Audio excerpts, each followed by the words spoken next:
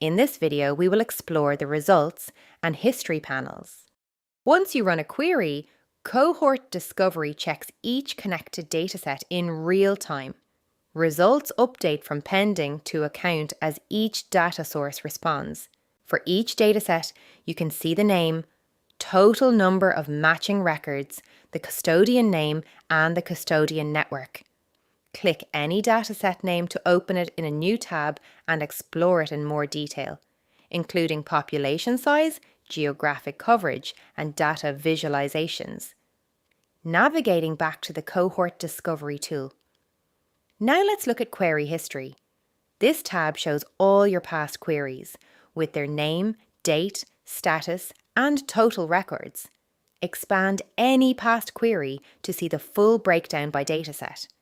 Use the icons on the right to rerun, edit, download, or delete a previous query. To view a specific past query in more detail, expand it to open the full query in a new tab.